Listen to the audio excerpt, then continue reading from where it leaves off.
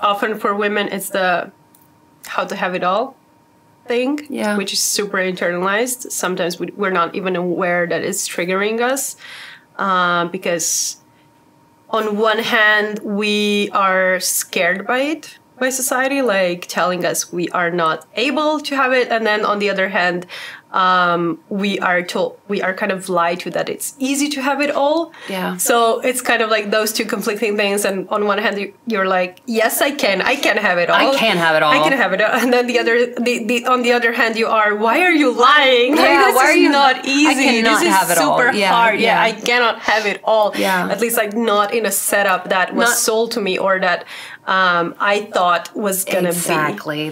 Exactly that. It is very, very different than what is being sold. The picture does not describe the story. Does not match. Yeah. The journey is very different. Because of the lack of the 50-50 mostly. Mm-hmm. Because like I think we have very different perceptions of like the women and men have different perceptions of what 50-50 means.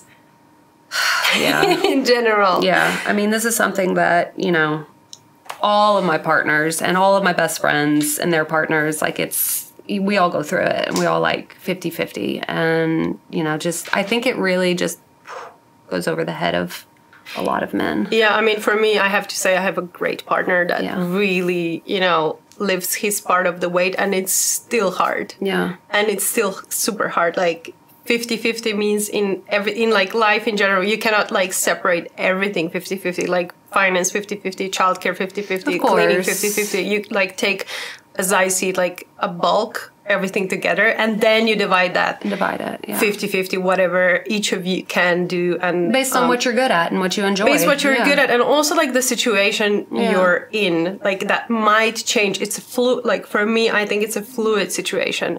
So roles might be changing day to day, but sometimes like year to year, or like, you know, a decade by decade. Mm-hmm. So it's very different for pairs, but like this is what partnerships are, like should be. This is what a partner should be, like there to work it out with you. Yeah. And it's still hard. And and a lot of anxiety can come from that, from your partner not being there for you, because then it's just, again, that mental load of it all, you know, and you're doing it all, you're thinking about it all, and it's too much for you, and you can really get into a loop of just negative thinking and negative. Yeah. It's hard. And even though overthinking your relationships might be anxiety triggering by itself, it is worth thinking out your relationship before you make major steps. Yeah, like so do that overthinking before, like sacrifice a couple of months before you do any major steps, because then if you do a wrong decision at a certain point, you're going to be overthinking a lot and suffering a lot later in life in a partnership that is not partnership. Something else that helps me with my overthinking, and we also have it in the app, is our guided affirmations. Yes. And we have a really good one for anxiety that I use. Basically, affirmations, these are like you're kind of rewiring your brain in a sense, and you're just taking over, you're consciously saying things that are positive. And so you're repeating them, and so your brain starts to believe it, your body starts to believe it, and it really helps you overcome the anxiety. And so like one of the things is like, I am not my anxiety. Yeah. And I say that I am not my anxiety. I am not my anxiety. And it helps me. It feels good, and it keeps my mind busy and focused on something that isn't what was triggering me. Yeah. And I think that's really important. And again, like I think the important part there is the confidence building, because you often have to stand your ground in your life, and especially in relationship, you have to set up your boundaries and expectations and be very clear about them. Yeah.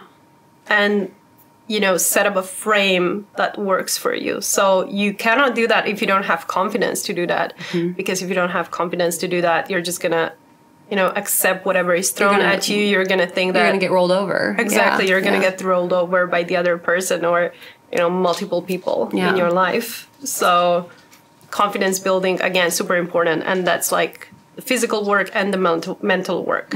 Exactly.